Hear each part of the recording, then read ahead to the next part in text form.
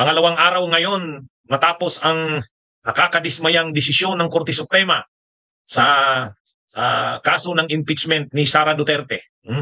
So ngayon, ang pag-uusapan natin, mga kabunyog, susunod kaya ang Senado sa desisyon ng Korte Suprema o itutuloy pa rin ito ang impeachment trial? Sige nga, pag-usapan natin ito ngayon, mga kabunyog. Anong tingin natin? Ano kaya ang maging posisyon ng Senado? Kasi kahapon, medyo may mga pumuposisyon na kahit sa kabila ng naging desisyon ng Korte Suprema, tuloy pa rin sila. Tuloy pa rin sila. Ibig sabihin, ang stand nila dapat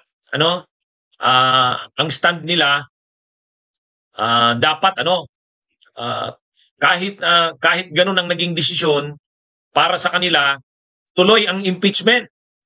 Dapat pa rin ang Senado. Kasi hindi naman dapat pinapakialaman ng Korte Suprema ang duty ng Senado na mag-convene bilang impeachment court. Yan ay sole power.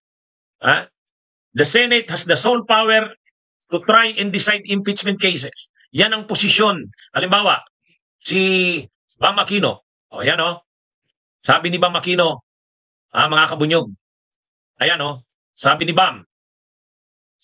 Yan po. Si Bam Aquino, sabi niya, naniniwala ako na dapat matuloy ang impeachment trial. Yan ang posisyon ni Bam, mga kabunyog. Kung si Bam ang tatanungin, naniniwala daw siya na kailangang matuloy ang impeachment trial.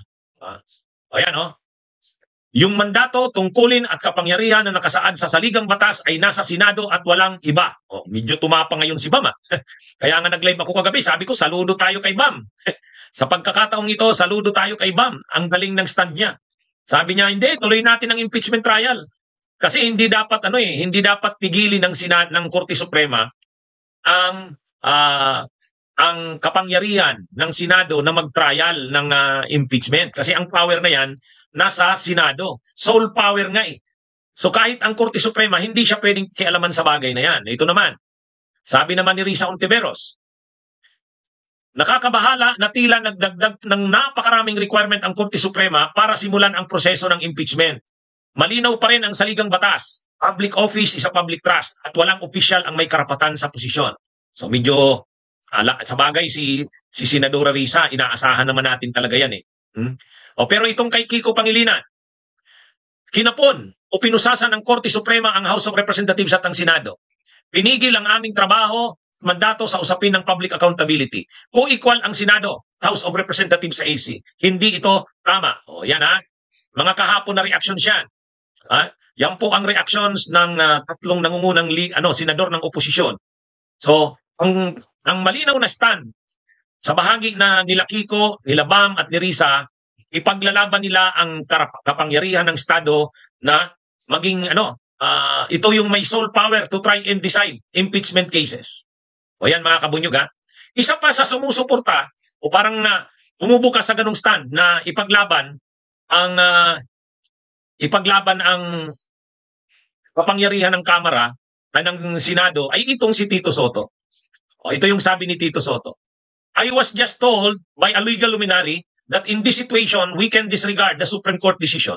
Pag-aralan ko muna bago ako mag-comment. Pero, kumbaga, hindi siya sarado. Sabi niya, bukas siya. Kasi may nagkonsulta yata siya sa isang kaibigan, kakilala na legal luminary. Ang advice sa kanya, pwedeng i-disregard ng Senado. Ano ang legal basis ng Senado? Kapag dinisregard nito, ang impeachment ay ang desisyon ng Korte Suprema. Ang magiging legal basis, yung nakalagay sa konstitusyon. Na ang nakalagay sa konstitusyon, the Senate has the sole power to try and decide impeachment cases. Yan po ang malinaw sa konstitusyon eh. The Senate has the sole power. Ito yun ipakita ko. Yan. Yan mga kabunyog tingnan nyo ito. Ano ang nakalagay? Article 11, Section 3. Article 11, Section 3, Paragraph 6. Yan po Yan. Tingnan nyo yung Paragraph 6. Yung sa pinakababa. The Senate shall have the sole power to try and decide all cases of impeachment. Oh. Yan yung ano. Yan yung nakalagay sa paragraph 6, section 3. Ha? Section 3, paragraph 6. Malinaw po mga kabunyog, mga kababayan. The Senate shall have the sole power to try and decide all cases of impeachment. So sole power, ibig sabihin, kahit ang Korte Suprema, hindi siya dapat pakialaman sa power niya na yan. Eh ngayon, ang ginawa ng Korte Suprema, pinatay ang impeachment. No.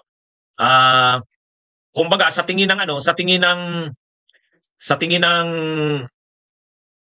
mga ilang senador, hindi dapat 'yon. Kaya 'yun ang paninindigan ni Senator Bam Aquino, 'yun ang paninindigan ni Risa Hontiveros, ni Kiko Pangilinan, at itong si Tito Soto.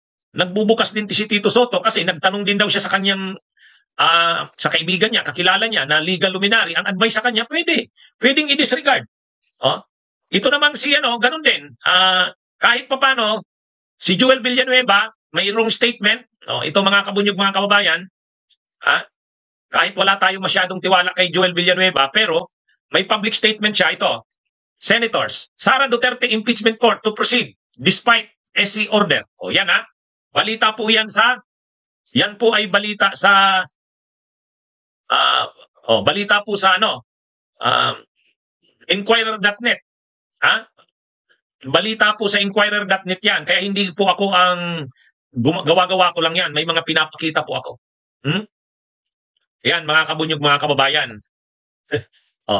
Kaya medyo maganda ang stand ni Villanueva. Sabi ni Villanueva, Sara Duterte Impeachment Court to proceed despite SC order. Ilang senators ang nagsabi niyan? Sino yon? Yung mga sinabi natin. Si Kiko, si Bam, si Risa, si Tito Soto, si Joel Villanueva. Mayroon pa tayong nakitang maganda rin ang naging stand. Mayroon pa. Ito, pakita ko. Ang isa pang maganda rin ang naging stand ay si Tulfo. Si Erwin Tulfo ay nagpahayag din na sabi niya dapat irespeto ang kapangyarihan ng Senado. Yan mga kabunyog. So medyo may mga magagandang stand ang mga senador tulad nito. The Constitution is clear, sabi ni Erwin Tulfo. The Senate shall have the sole power to try and decide all cases of impeachment. Senator Erwin Tulfo, July 25, 2025. So medyo may nadadagdag ngayon ng mga bilang, medyo maganda dahil may mga naninindigan ng mga senador, mga kabunyog. Kaya lang, kasi doon sa mga nasabi ko, yung iba medyo hindi na magaganda. Siyempre, inaasahan na natin yung mga pro-Duterte Black Senators, natural, nagsisigaw, nag-ano sila ngayon sa tuwa, nagsasayaw sa tuwa. Si Bato de la Rosa nga, ginamit na naman ang Holy Spirit sa sobrang tuwa ni Bato dahil nalibre si Sara. Sabi dito ni Bato, Hallelujah! Holy Spirit beats evil forces and Sara Duterte is a win. Ang nagpanalo daw kay Sara Duterte sa Korte Suprema ay ang Holy Spirit. Sabay sigaw si Bato de la Rosa ng Hallelujah! Yan mga kabunyog, yan si Bato. So wala, hindi na yan maasahan si Bato. Yung isa pa, siyempre unang-una kaagad na natuwa.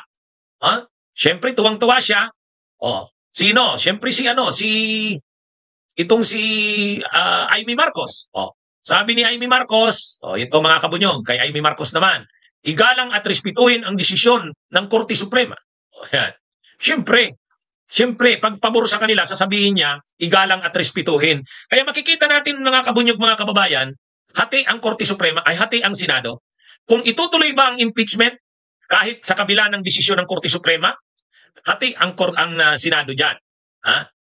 Mayroon din na ito, nakaka-frustrate din ito. Sa bagay, hindi naman nakaka-frustrate, inaasahan na to Kasama ito sa Veterans Block. Kaya lang, dahil nga hindi naman talaga ito matibay ang paninindigan, ito, naglabas na ng kanyang stand si Mig Zubiri. Kasama ito nila Tito Soto. Pero dahil rin ito, balimbing din talaga to, hindi naman talaga to matibay ang paninindigan, ito na ang sabi ni Zubiri. Nagsalita na ang Supreme Court, wag nang pasaway, please. Bakit? Yung pagbibigay ba ng ibang opinion sa Korte Suprema ay pagpapasaway? O yan mga kabunyog ha, yan yung yan yung mga alam na natin na may mga reactions na. Ha? Kaya medyo ano na ba ang mangyayari sa Korte Suprema? Ay sa Senado magtutuloy kaya ang trial? Hindi natin masabi kasi hati nga mga kabunyog. Hati ang posisyon. Mayroong mga senador na sa impeachment, mayroong mga senador na okay sa impeachment, pero may mga senador na kontra din. Kaya ang nangyayari dito, medyo mahirap timplahin ngayon ang Senado. May mga senador na kahit nagdesisyon na ang Korte Suprema, ang stand nila, tuloy ang impeachment dapat. Kasi sole power to try and decide ang Senado. Sino yung mga senador na yan? Si Risa, si Kiko, si Bam, si Tito Soto. Hindi natin sigurado kung consistent ba yung si Villanueva. Si Tulfo, nagpahayag. Pero yung talagang mga siyempre natutuwa na wag nang matuloy ang impeachment, siyempre si Bato, si Amy, napanood din natin si Jinggoy. Si Jinggoy din, suportado na. So medyo mga kabunyog pag nagbutuhan ang Senado, kung itutuloy pa rin ang trial sa kabila ng desisyon ng Korte Suprema, sa tingin ko mananalo yung wag nang ituloy.